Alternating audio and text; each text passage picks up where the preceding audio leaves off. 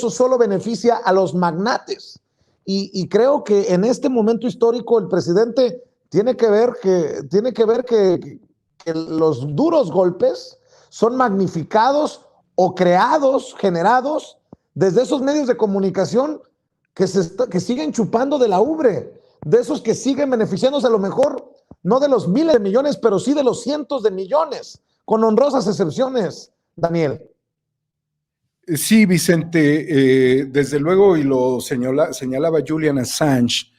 hace algunos años, son los medios de comunicación quienes promueven la guerra. Y eso es evidente porque, por ejemplo, ahora en las tensiones, la provocación mediática está muy marcada, pero son los medios, son los fondos buitres, son las empresas energéticas globales, son las empresas tecnológicas globales, es el desacoplamiento tecnológico entre Estados Unidos y China, junto con el quiebre por una parte de la ruta de la seda y por otro el tomar a Argentina dentro de la estrategia de la ruta de la seda. También tiene que ver con el intento de imponernos una agenda de fuerza de tareas en materia de litio, en materia de electricidad, que es la manera en la que John Kerry viene a rectificar la nota diplomática, la nota de su embajador, que no satisfizo a los intereses norteamericanos, porque por un lado ves el desplazamiento militar hacia Rusia, cuando viene un eje prácticamente a través de ductos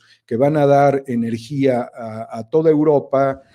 gas, petróleo, gas, gasolina rusa a Europa, y sin eso Europa estaría fracasando. Y por el otro lado ves que México trata de mantener un distanciamiento respecto a las imposiciones y el control de las grandes empresas en este sector. Pero cuando tú analizas esto como lo que nuestros maestros de esta tarde, Guadalupe Correa, Ángel Valderas Puga, establecen en sus reflexiones, tendríamos que ir más a fondo, querido Vicente, porque tú tienes al hijo de un personaje que endeudó a Pemex desde una forma terrible, siendo director de Pemex. Es importante analizar que Adrián Layú, hijo, ¿sí?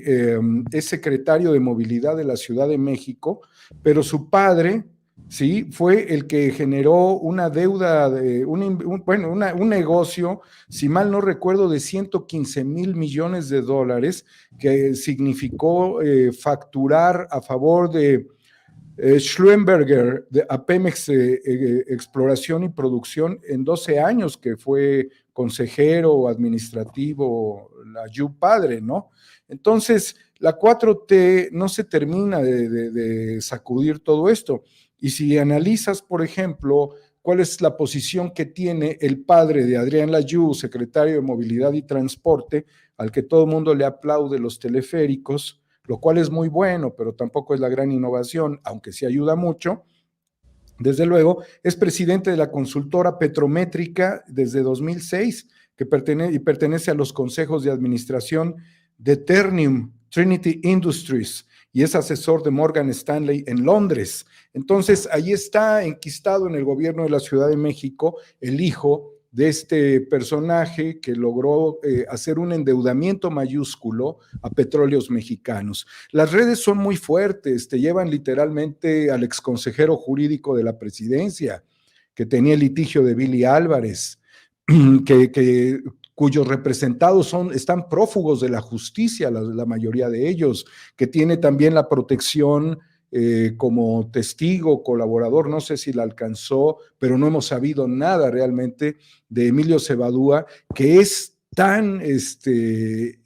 culpable de esta dramática estafa maestra, porque era prácticamente el oficial mayor de Rosario Robles en Sedesol y en Sedatu. Y él está en su casa, no sé si viéndonos, ¿verdad? A lo mejor está viendo una película en una plataforma de streaming,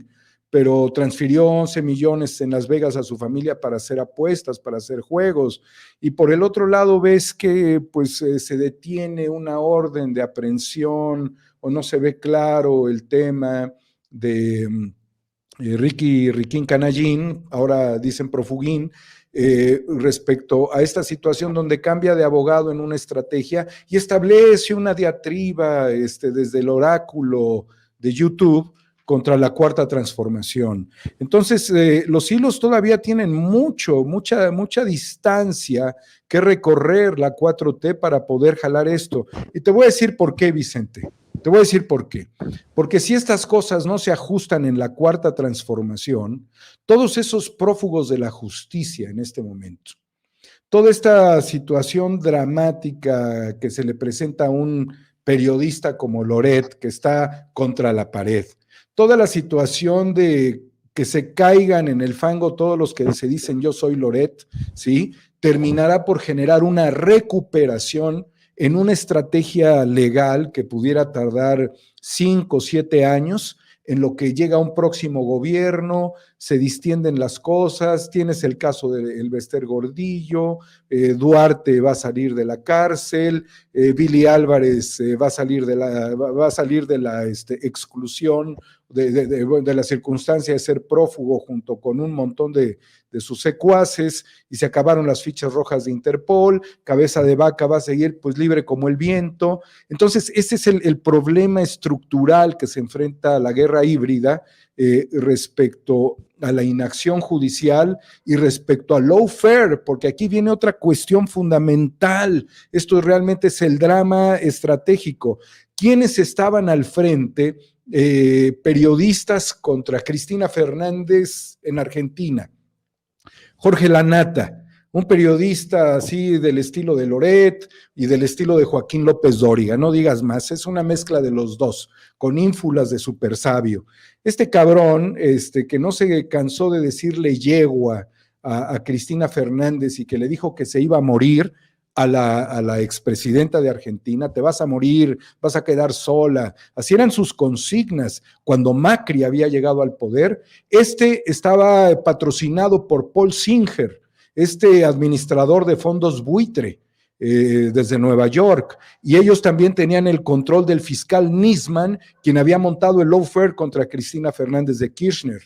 que después se suicidó porque no hay argumentos de que haya sido un homicidio, y se suicidó a pocas horas de ir a declarar la traición de Cristina por un tema que tenía que ver con la explosión de la Asociación Mutual Israelí en Argentina, que era un tema utilizado para encarcelar a Cristina Fernández. Entonces, a lo que yo voy, Vicente, en esta frenética intención de hacer reflexionar la importancia de este momento histórico para el país, es la recomposición de estas estructuras, en donde volveremos a ver a Loret después en Televisa, en 7, 8 años, si no se actúa, en donde Ricky Riquín Canallín volverá a contender en las elecciones, y donde quien va a actuar para un nuevo golpe a la democracia es Felipe Calderón. Bueno, pues ya que mencionas a Felipe Calderón,